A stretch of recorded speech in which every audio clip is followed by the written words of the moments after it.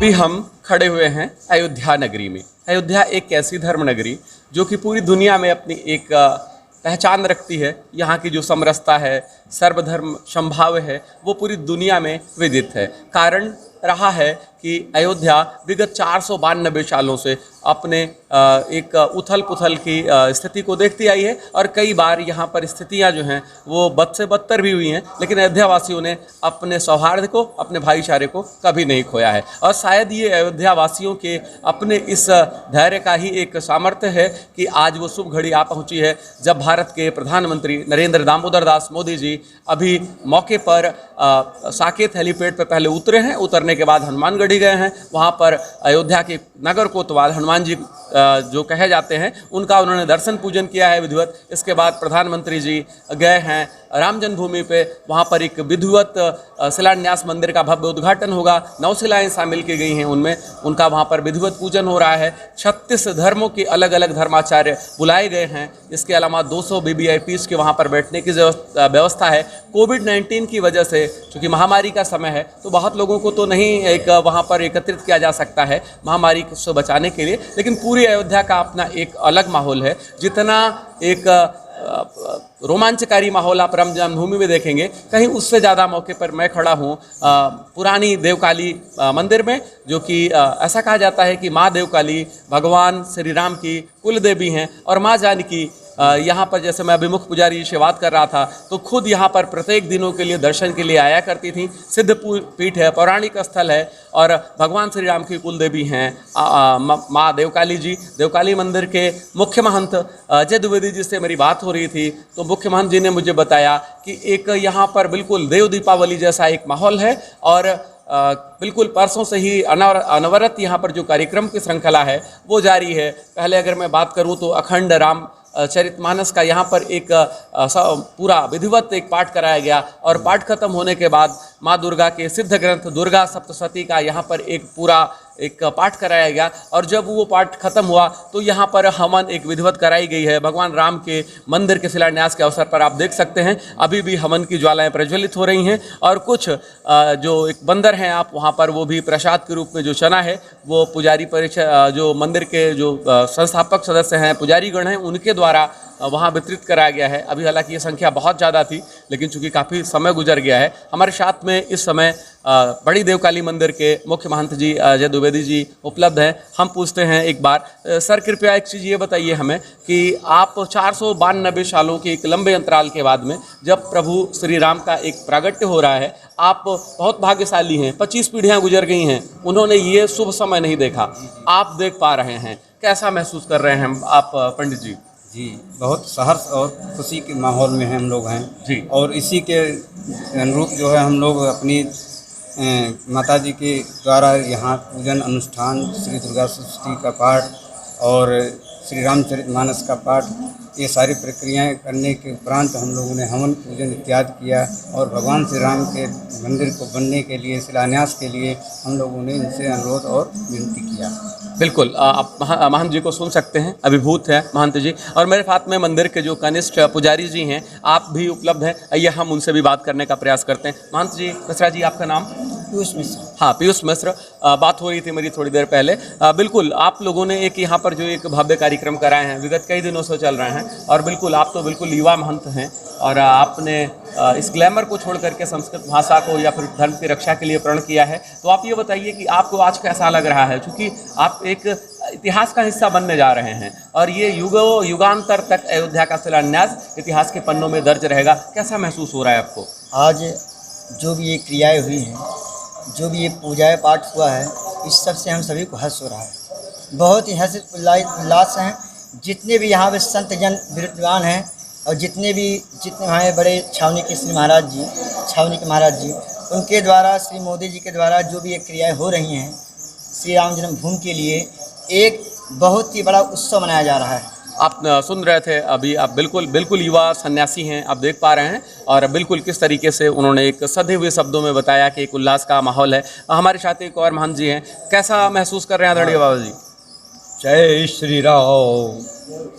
आज का दिन बहुत ही महान पर्व का दिन है। आज के दिन जो भी कार्यक्रम हमारे माननीय मुख्यमंत्री प्रधानमंत्री जी श्री नरेंद्र मोदी साहब का आगमन होकर के सबके मन के दिल के दरवाजे खोल दिए गए हैं। जी जी सभी को एक शिक्षा मिला है। मैं भी यहाँ 2 तारीख में आ गया था झांसी से। जी मैं भी वहाँ का कल्याण भवा मान हूँ जी और आरपी खरे, रामेश्वर प्रसाद खरे मेरा नाम है। जी जहाँ से आया हूँ, झांसी रानी लक्ष्मीबाई के राजवैद खानदान का मैं पोता हूँ। बिल्कुल आप देख सकते हैं हाँ। यहाँ पर बिल्कुल जो राजवंशी लोग हैं हाँ। खूब लड़ी मर्दानी वो तो झांसी वाली रानी थी। आपने सुना होगा रानी लक्ष्मी की उस वीरता की कहानी को। आप उनके वंशज हैं। आपका अयोध्या धरती में बहुत बहुत स्वागत है। और आप देख रहे हैं कि अयोध्या ही नहीं बल्कि पूरे मैं बात करूं तो जितने लोग आप आए हैं, हालांकि कोविड-19 के चक्कर में बहुत तो लोग नहीं आ पाए हैं, लेकिन जो भी अनुरागी हैं आए हुए हैं। हमारे साथ में एक और पंडित जी खड़े हुए हैं, हम उनसे भी जानेंगे। जी आपकी प्रतिक्रिया महाराज जी। प्रतिक्रिया स्वर्ग से सुंदर अयोध्या जी और आज उसका उद्देश्य देश में ही नहीं, प्रदेश में नहीं, पूरे संसार के अंदर में जो दीपावली मनाई जा रही है, लोगों के अंदर में जो गलत भावनाएं थी सबको दूर हो करके आज अयोध्या सारे संसार में जो संदेश दे रही है।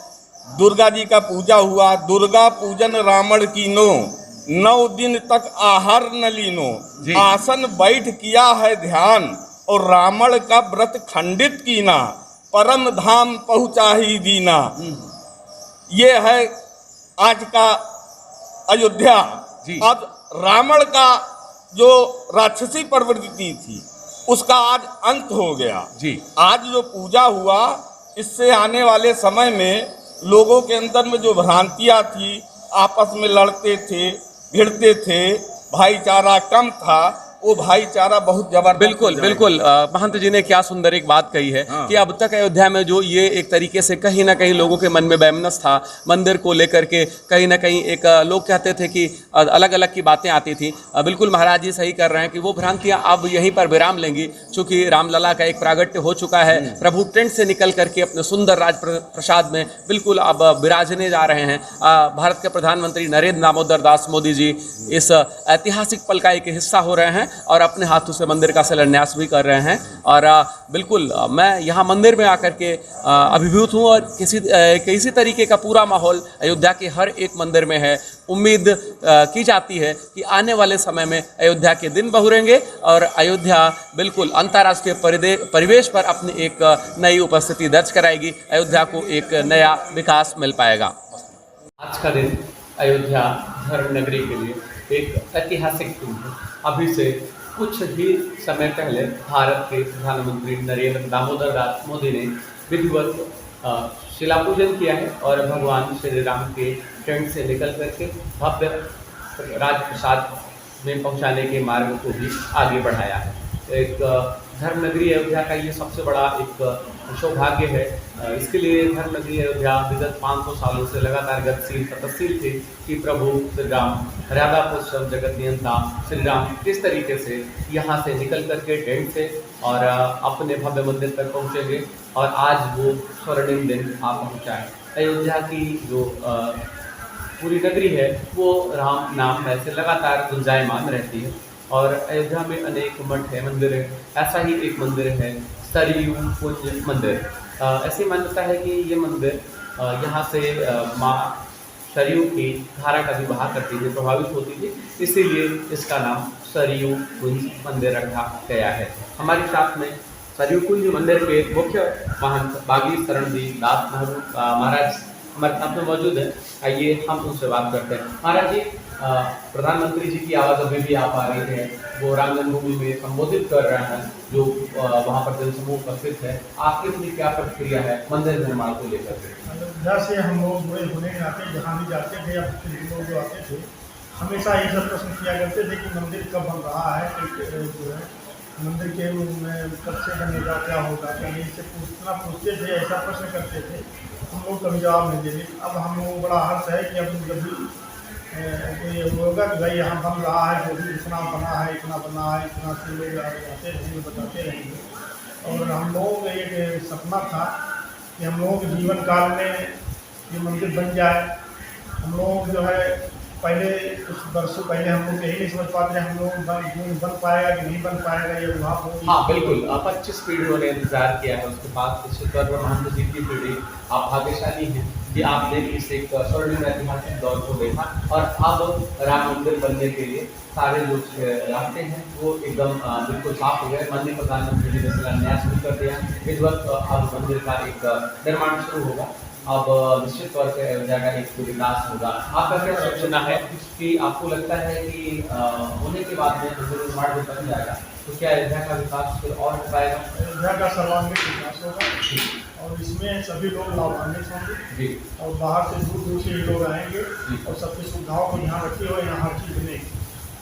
बिल्कुल, तो ऐसी उम्मीद कि मैं जहाँ भी जा रहा हूँ मेरी बात हो रही है साधु से महंतों अयोध्या से। में बहुत चीज़ का अभाव है। अभी जो पर्यटक आने के जो है उस हिसाब से मैं यहाँ पर बढ़िया होते हैं। यहाँ बहुत ज़्यादा जो रास्ते हैं, पार्किंग की व्यवस्था है और बहुत सारी चीज़ कमियाँ हैं और ये सब जिसके साथ राम मंदिर के साथ साथ एक सबका निर्माण होगा, इससे अयोध्या का सर्वांगीण विकास होगा। हाँ बिल्कुल, महाराज जी ने जैसा कि दिखाया बताया कि मूलभूत ढांचों की कमी है यहाँ पे। तो जैसे गलियाँ जो हैं अभी सड़कें नहीं हैं अच्छी, रुकने के लिए अच्छे रेस्टोरेंट नहीं है, होटल्स नहीं है, तो निश्चित तौर पर पार्किंग के लिए जगह नहीं है। तो अगर अयोध्या को एक पर्यटन हब बनाना होगा तो निश्चित तौर पर सरकार को इन चीज़ों के लिए भी प्रयास करना होगा ताकि जो अयोध्या नगरी है कहीं ना कहीं वो एक अंतर्राष्ट्रीय मानचित्र पर जिस तरीके से उसकी अपनी पहचान है उसको वो सही अर्थों में परिभाषित कर सके।